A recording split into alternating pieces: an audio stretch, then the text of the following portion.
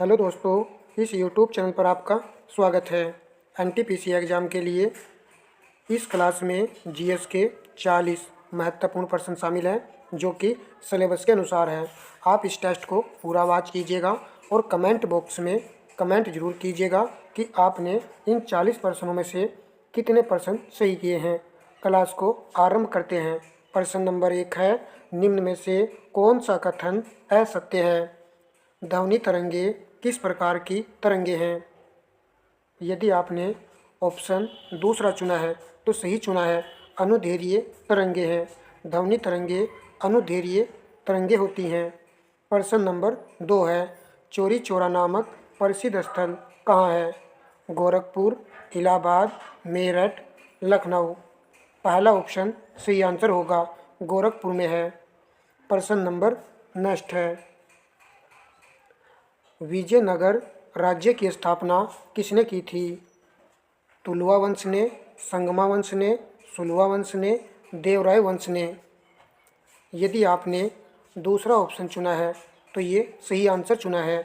विजयनगर साम्राज्य की स्थापना संगमा वंश ने की थी। एग्जाम के लिए इम्पोर्टेंट रहेगा। प्रश्न नंबर 4 है, किस चोल शासक ने श्रीलंका के उत्तरी भाग को जीतकर अपने साम्राज्य का एक प्रांत बनाया था? चारों ऑप्शन को देखिए और सही उत्तर का चयन कीजिए।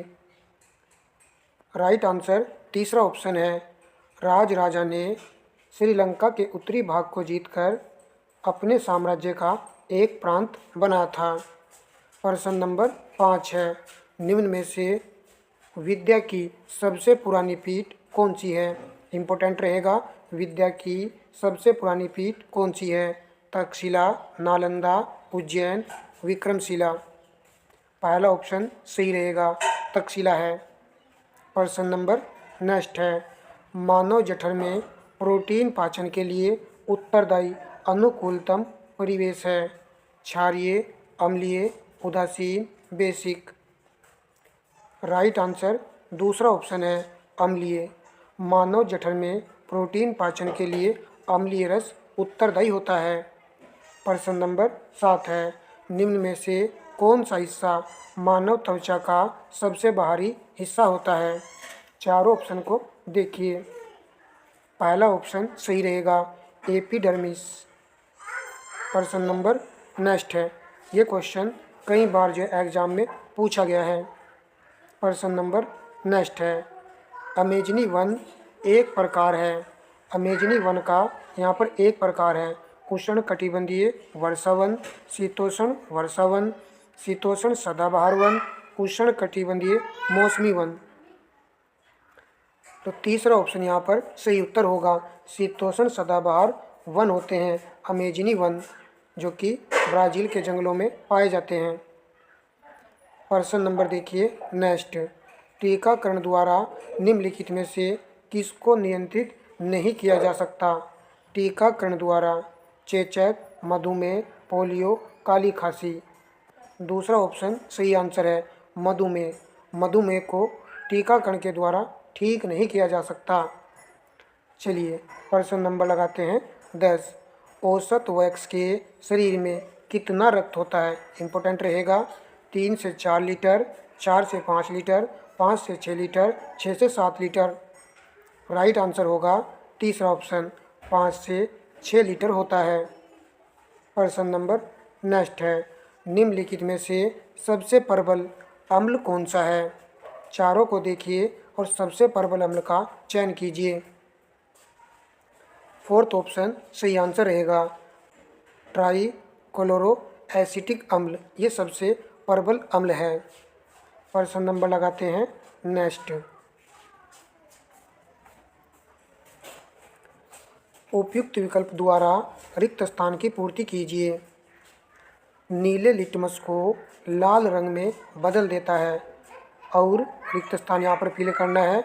लिटमस को नीले रंग में बदल देता है, तो आपको अम्ल और क्षार का चयन करना है। कौन सा विकल्प यहाँ पर सही रहेगा? यदि आपने फोर्थ ऑप्शन चुना है तो ये सही चुना है।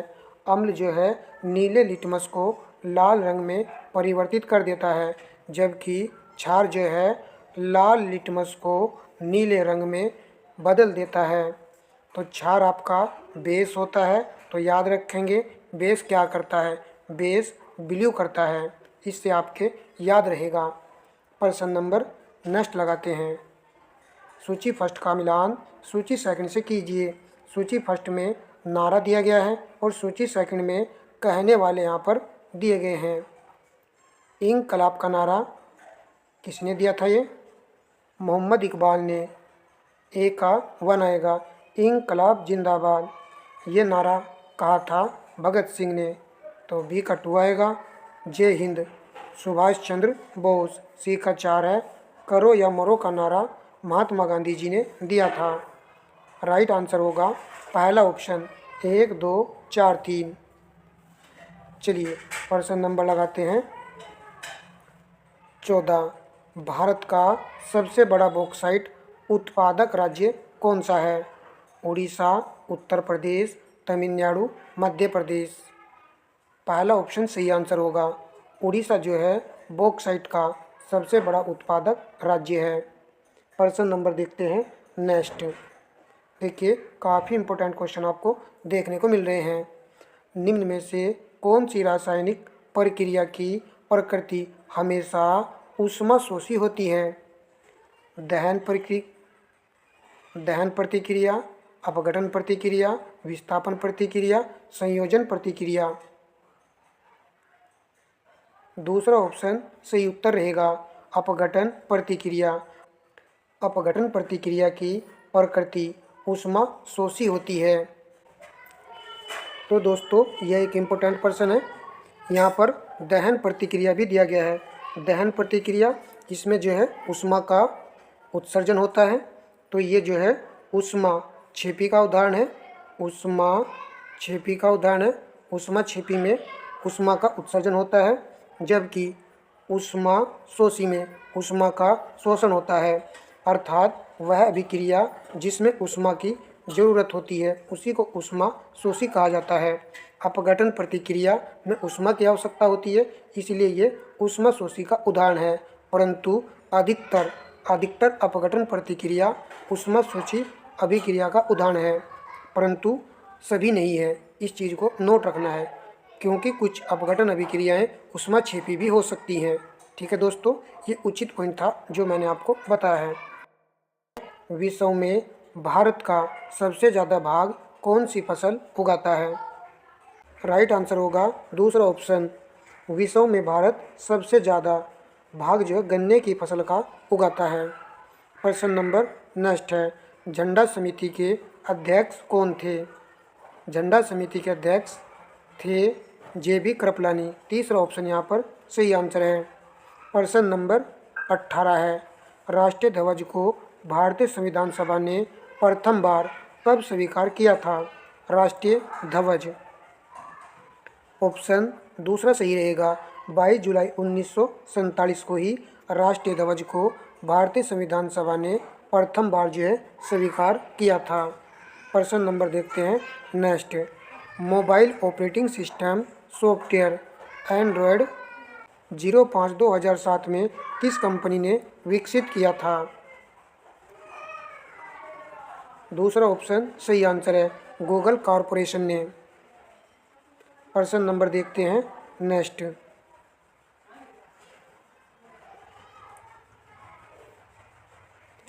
MS वर्ड प्रयोग किया जाता है। MS वर्ड का प्रयोग किसके लिए किया जाता है? यदि आपने दूसरा ऑप्शन चुना है तो सही है, पद्यांश डाटा शोधन हेतु। तो पद्यांश डाटा शोधन हेतु MS वर्ड का प्रयोग किया जाता है। कंप्यूटर के आपके एग्जाम में 2 से 3 प्रश्न आएंगे और देखिए कितना इम्पोर्टेंट ये प्रश्न है। यदि आपको जरा भी लगे कि सेशन अच्छा है तो दोस्तों वीडियो को लाइक शेयर कर दीजिएगा और चैनल से जुड़ जाइएगा। किस व्यक्ति को सामान्यतः गुरुदेव नाम से जाना जाता है? तीसरा ऑप्शन सही उत्तर है, रविंद्रनाथ टैगोर को। प्रश्न नंबर नेक्स्ट देखते हैं। प्रश्न नंबर 22 है। अस्थायी अवधि के लिए सर्वोच्च न्यायालय के तदर्थ प्रमुख के रूप में किसे नियुक्त किया जा सकता है? सर्वोच्च न्यायालय के न्यायाधीश को, उच्च न्यायालय के न्यायाधीश को, उच्च न्यायालय के मुख्य न्यायाधीश को कोई नियुक्त नहीं होता है और पद रिक्त रहता है। ऑप्शन पहले वाला यहाँ पर सही है, सर्वोच्च न्यायालय के न्यायाधीश को। प्रश्न नंबर नेक्स्ट है, विश्व का सबसे बड़ा द्वीप है। पहला ऑप्शन सही रहेगा, ग्रीनलैंड। यह विश्व का सबसे बड़ा द्वीप है, आप सभी जानते भी होंगे। प्रश्न नंबर 24 है, यूरोप को अफ्रीका से कौन सी जल संधि अलग करती है? यूरोप को अफ्रीका से, तो यह है जिब्राल्टर। जिब्राल्टर जो है यूरोप को अफ्रीका से अलग करने वाली जल संधि है। प्रश्न नंबर देखते हैं नेक्स्ट।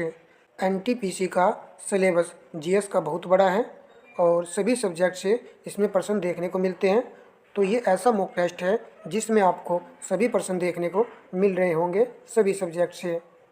प्रश्न नंबर 25 है, स्वराज पार्टी की स्थापना किसने की थी? दूसरा ऑप्शन सही आंसर है, चित्तरंजन दास जी ने स्वराज पार्टी की स्थापना 1923 में की थी। प्रश्न नंबर लगाते हैं नेक्स्ट। सवाना घास का मैदान कहाँ स्थित है? तो किस देश में सवाना घास का मैदान स्थित है? दूसरा ऑप्शन सही रहेगा, अफ्रीका में है। प्रश्न नंबर नेक्स्ट है, भारतीय रिजर्व बैंक की स्थापना कब की गई? 1 अप्रैल 1935 को या फिर 1 अप्रैल 1950 को? आंसर आप लगाइए। स्थापना की गई थी 1 अप्रैल 1935 को। 27 का पहला आंसर सही रहेगा। प्रश्न नंबर नेक्स्ट है, डेनमार्क की राजधानी कोपेनहेगन है, इसकी मुद्रा क्या है? दूसरा ऑप्शन सही रहेगा, क्रोन। डेनमार्क की राजधानी कोपेनहेगन है, ये पॉइंट भी अच्छा है, और इसकी मुद्रा है क्रोन। प्रश्न नंबर लगाते हैं नेक्स्ट। एक ऐसा उपकरण जो ऊर्जा के एक रूप को दूसरे में परिवर्तित करता है, आमतौर पर ऊर्जा के एक रूप में संकेत को दूसरे संकेत में। Transmitter, amplifier, transducer, repeater. कौन सा यहाँ पर सही आंसर है? तो तीसरा ऑप्शन सही रहेगा, ट्रांसड्यूसर।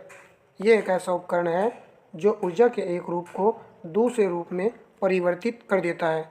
इम्पोर्टेंट प्रश्न है। प्रश्न नंबर लगाते हैं नेक्स्ट। निम्न में से कौन सी फसल खरीफ की नहीं है? सरसों, मूंगफली, मक्का, कपास। तो पहला ऑप्शन सही रहेगा, सरसों।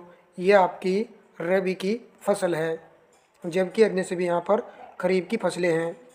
प्रश्न नंबर नेक्स्ट है, गूगल के संस्थापक कौन है? दूसरा ऑप्शन सही रहेगा, लैरी पेज व सर्जरी बिन। ये क्वेश्चन एनटीपीसी के प्रीवियस एग्जाम में भी पूछा गया है, तो याद रखना है, लैरी पेज व सर्जरी बिन ये गूगल के संस्थापक हैं। और सीईओ तो आप जानते हो, सुंदर पिचई हैं। प्रश्न नंबर नेक्स्ट है, विश्व योग दिवस मनाया जाता है। तो विश्व योग दिवस को 21 जून को मनाया जाता है।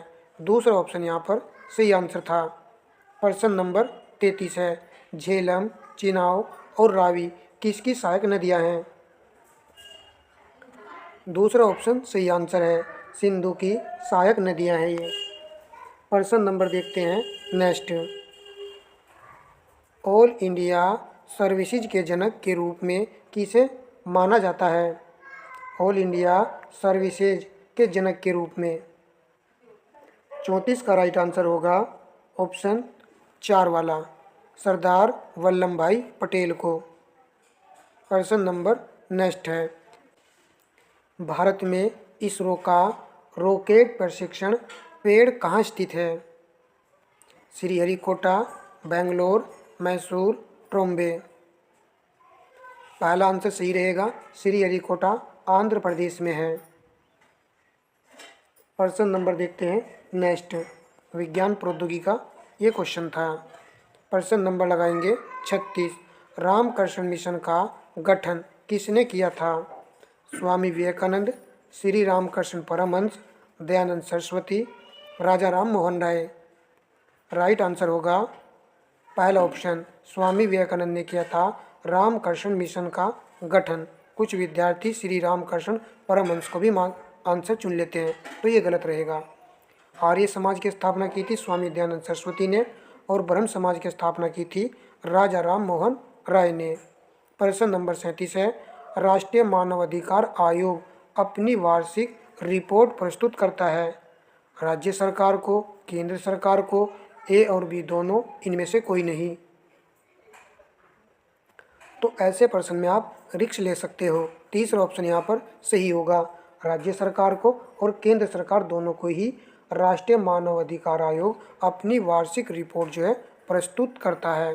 प्रश्न नंबर 38 है, होम रूल लीग मूवमेंट के संस्थापक कौन थे? Sarojini Naidu, Annie Besant. यदि आपने दूसरा ऑप्शन चुना है तो ये सही है, Annie Besant. Home rule league movement, इसकी स्थापना 1916 में एनी बेसेंट ने की थी और बाल गंगाधर तिलक ने की थी। ठीक है, प्रश्न नंबर लगाते हैं नेक्स्ट। एक संगठन द्वारा उसके कर्मचारी के लिए अत्यंत उपयोग के लिए इस्तेमाल की जाने वाली निजी नेटवर्क को क्या कहा जाता है? इंटरनेट, इंटरनेट, लैन या फिर network interface card. Right answer होगा दूसरा ऑप्शन, इंटरनेट। निजी कंपनी के द्वारा इस नेटवर्क का प्रयोग किया जाता है। प्रश्न नंबर 40 है, वीडियो का लास्ट अंतिम प्रश्न है। आपसे फिर कह रहा हूं मैं दोस्तों, यदि चैनल पर नए हैं तो चैनल को आप सब्सक्राइब कर सकते हो। हम आपके लिए कुछ इम्पोर्टेंट मैथ के क्वेश्चन भी वीडियो के माध्यम से उपलब्ध करा रहे हैं। और हाँ, सेशन पसंद आए तो वीडियो को लाइक शेयर कर दीजिएगा भाई, ठीक है। अमरावती में स्थापित 25वां आंध्र प्रदेश उच्च न्यायालय के प्रथम मुख्य न्यायाधीश जस्टिस टी.बी. राधाकृष्णन बने। इसकी स्थापना कब हुई थी? इम्पोर्टेंट है। तीसरा ऑप्शन सही आंसर है, 1 जनवरी 2019 को।